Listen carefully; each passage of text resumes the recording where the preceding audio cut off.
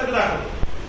ಆದ್ರೆ ಈಗ ಮತ್ತೆ 7C ಅನ್ನು ಬಳಸಿ 7C ಅನ್ನುವಂತ ಒಂದು ಪ್ರಾವಿಷನ್ ಅನ್ನು ಬಳಸಿಕೊಂಡು ಮತ್ತೆ ಈ ಬಾರಿ ಅವರು ಮತ್ತೆ ದಲಿತರ ಹಣವನ್ನ ದಲಿತರಿಗೆ ಅಲ್ಲದಂತ ಯೋಜನೆಗಳಿಗೆ ಬಹಳ ಮುಖ್ಯವಾಗಿ ತಾವು ವೋಟ್ ಅನ್ನ ಗಳಿಸಲಿಕ್ಕೆ ಅಧಿಕಾರಕ್ಕೆ ಬರಲಿಕ್ಕೆ ಒಂದು ಪಾಪ್ಯುಲರ್ ಪ್ರೋಗ್ರಾಮ್ ಅನ್ನ ಪಾಪ್ಯುಲಿಸ್ಟ್ ಪ್ರೋಗ್ರಾಮ್ ಗ್ಯಾರಂಟಿ ಪ್ರೋಗ್ರಾಮ್ ಏನ್ ಕೊಟ್ಟರು ಆ ಪ್ರೋಗ್ರಾಮ್ಗೆ, ಯಾಕಂದ್ರೆ ಗ್ಯಾರಂಟಿ ಪ್ರೋಗ್ರಾಮ್ ಅದು it's not a planned programme, ಮತ್ತೆ ಅದು ಒಂದು ವಿಶೇಷವಾದಂತ ತಾವು ತಮ್ಮ ಪಕ್ಷದ ಪ್ರಣಾಳಿಕೆಯಲ್ಲಿ ಹಾಕೊಂಡಿದ್ದಕ್ಕೆ ಕೊಟ್ಟಂತ ಒಂದು ಕಾರ್ಯಕ್ರಮ. ಮತ್ತೆ ಆ ಕಾರ್ಯಕ್ರಮ ಕೊಡಬೇಕಾದ್ರೆ ಅವ್ರು ಹೇಳಿದ್ರು, ನಾನು 16 ವರ್ಷಗಳ ಕಾಲ ನಾನು ಆರ್ಥಿಕ ಸಚಿವನಾಗಿದ್ದೆ, ವಿತ್ತ ಸಚಿವನಾಗಿದ್ದೆ, ಹಾಗಾಗಿ ನನಗೆ ಏನು ಇಡೀ ಎಕನಾಮಿ ಬಗ್ಗೆ ನನಗೆ ಬಹಳ ಚೆನ್ನಾಗಿ ಗೊತ್ತು, ಬಜೆಟ್ ಬಗ್ಗೆ ನನಗೆ ಚೆನ್ನಾಗಿ ಗೊತ್ತು, ದುಡ್ಡು ಎಲ್ಲಿಂದ ತರಬೇಕು ಅಂತ ನನಗೆ ಗೊತ್ತು, ಅದನ್ನ ಹೆಂಗೆ ನಿಭಾಯಿಸಬೇಕು ಅನ್ನೋದು ಗೊತ್ತು ಅಂತ ಹೇಳಿದ್ರು ಸಿದ್ದರಾಮಯ್ಯ.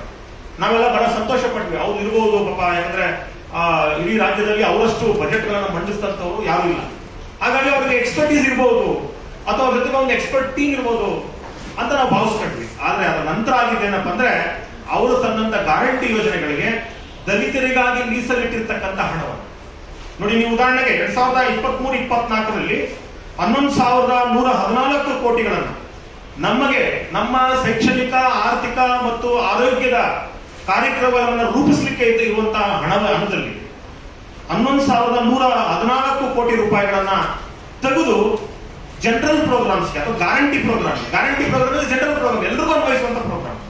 ಹಾಗೆಯೇ 24-25ರಲ್ಲಿ 14,282.38 ಕೋಟಿ.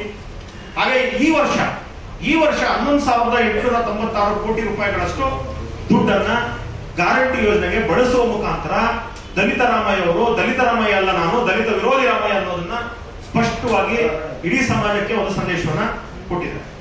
ಯಾಕೆ ನಾವು ಈ ಮಾತನ್ನ ಹೇಳ್ತಾ ಇದೀವಿ ಅಂದ್ರೆ, ಬಹಳ ಮುಖ್ಯವಾಗಿ ಸರ್ಕಾರದಲ್ಲಿರ್ತಕ್ಕಂಥವರೇ ಕೂಡ, ಸರ್ಕಾರದಲ್ಲಿರ್ತಕ್ಕಂಥ ಮಂತ್ರಿಗಳೇ, ದಲಿತ ಮಂತ್ರಿಗಳೇ ಮತ್ತು MLAಗಳೇ, ಅವರು ಯಾರು ಈ ಸಮುದಾಯಗಳನ್ನ ರಕ್ಷಣೆ ಮಾಡಲಿಕ್ಕೆ, ಈ ಸಮುದಾಯಗಳ ಪರವಾಗಿ ಮಾತಾಡಲಿಕ್ಕೆ ಸರ್ಕಾರದಲ್ಲಿ ಆಯ್ಕೆಯಾಗಿ ಹೋಗಿದ್ದಾರೆ ಮೀಸಲು ಕ್ಷೇತ್ರಗಳಿಂದ, ಇವರು ಸಮುದಾಯಗಳ ಧ್ವನಿಯಾಗುವ ಬದಲಾಗಿ, ಸಮುದಾಯಗಳ ತಮ್ಮ ಜನರ ಧ್ವನಿಯಾಗುವ ಬದಲಾಗಿ ತಮ್ಮ ದನಿಗಳ ಧ್ವನಿಯಾಗಿ ಅಲ್ಲಿ ಅವ್ರ ಪರವಾಗಿ ಮಾತಾಡ್ತಾ ಇದ್ದಾರೆ. ಅಂದ್ರೆ ಗ್ಯಾರಂಟಿ ಯೋಜನೆಗೆ ಬಳಸೋದ್ರಲ್ಲಿ ತಪ್ಪೇನಿದೆ ಅಂತ. ಹಾಗಾಗಿ ನಮ್ಮ ಪ್ರಶ್ನೆ, ನೀವು ಗ್ಯಾರಂಟಿ ಯೋಜನೆಗಳಿಗೆ ದಲಿತರ ಹಣ ಬಳಸಬಹುದು ಅನ್ನೋದಾದ್ರೆ, ಈಗ ಗ್ಯಾರಂಟಿ ಯೋಜನೆಗಳು ಕೇವಲ ದಲಿತರಿಗೆ ಹೋಗ್ತಾ ಇಲ್ಲ, ಎಲ್ರಿಗೂ ಹೋಗ್ತಾ ಇದೆ, ಇರ್ರೆಸ್ಪೆಕ್ಟಿವ್ ಆಫ್ ಕಾಸ್ಟ್ ಹೋಗ್ತಾ ಇದೆ. ಹಾಗಾದ್ರೆ ನಮಗೆ ಗೊತ್ತಿರೋ ಹಾಗೆ ನಮ್ಮ ರಾಜ್ಯದಲ್ಲಿ ಬಹುತೇಕ ಜಾತಿಗಳಿಗೆ ಅಭಿವೃದ್ಧಿ ನಿಗಮಗಳಿದ್ದಾವೆ. ಉದಾಹರಣೆಗೆ ಬ್ರಾಹ್ಮಣ ಅಭಿವೃದ್ಧಿ ನಿಗಮ ಇದೆ. ಈಗ ಗ್ಯಾರಂಟಿ ಯೋಜನೆ ಬಳಸ್ತಾ ಇರ್ತಕ್ಕಂಥ ಬ್ರಾಹ್ಮಣರಿಗೆ ಎಲ್ಲಿಂದ ದುಡ್ಡು ತಗೋತೀರಿ?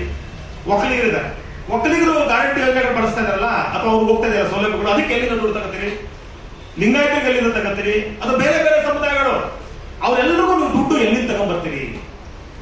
ಅವರಿಗೆ ಪ್ರತ್ಯೇಕವಾಗಿರ್ತಕ್ಕಂಥ ಅಭಿವೃದ್ಧಿ ನಿಗಮಗಳಿಂದ ದುಡ್ಡು ತಗೊಂಡ್ಬರ್ತೀರೋ ಅಥವಾ ನಿಮ್ಮ ಜನರಲ್ ಬಜೆಟ್ ಅದನ್ನ ಬಳಸ್ತಾ ಇದ್ದೀರೋ ಅಂತ ನೋಡಿದಾಗ ಖಂಡಿತವಾಗ್ಲೂ ಕೂಡ ಯಾರು ಕೂಡ ಅವರ ನಿಗಮಗಳಿಂದ ದುಡ್ಡನ್ನು ತಗೋತಾ ಇಲ್ಲ, ಅದು ಅವರಿಗಾಗಿ ಬಳಸಬೇಕಾಗಿದ್ದಂತ ದುಡ್ಡನ್ನು ತಗೋತಾ ಇಲ್ಲ. ಆದ್ರೆ ದಲಿತರ ವಿಷಯಕ್ಕೆ ಬಂದಾಗ ಮಾತ್ರ ಇದು ನಾವು SC ST TS ಹಣದಿಂದ ತಗೋತೀವಿ ಅಂತೇಳಿ ಸಾವಿರಾರು ಕೋಟಿ ರೂಪಾಯಿಗಳನ್ನ ಕಳೆದ 3 ವರ್ಷಗಳಲ್ಲಿ ಅವ್ರ ಸರ್ಕಾರ ಬಂದ ಮೇಲೆ ಸುಮಾರು 37,293.22 ಕೋಟಿ ದುಡ್ಡನ್ನ, ದಲಿತರ ದುಡ್ಡನ್ನ ಕಳುವು ಮಾಡಿದ್ದಾರೆ, ಕದ್ದಿದ್ದಾರೆ.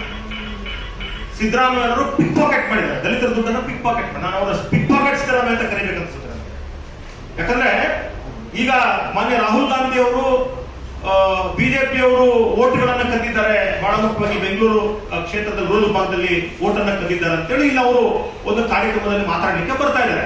ನಮ್ದು ಅದ್ರ ಬಗ್ಗೆ ನಮ್ದೇನು ತಕರಾರಿಲ್ಲ, ಮಾಡಿ ಅವರ ಪಕ್ಷದ ನಿಲ್ಲುವುದು ಅವರು ಮಾತಾಡಿ. ಆದ್ರೆ ನಾವು ರಾಹುಲ್ ಗಾಂಧಿ ಅವರಿಗೆ ಕೇಳ್ತಾ ಇದ್ದೇನಪ್ಪ ಅಂದ್ರೆ, ನೀವು ಮತಗಳ ಕದ್ದು ಅಂತ ಕಳ್ಳತನದ ಬಗ್ಗೆ ಮಾತಾಡ್ಲಿಕ್ಕೆ ಬರ್ತಾ ಇದ್ರಿ, ಮಾತಾಡಿ.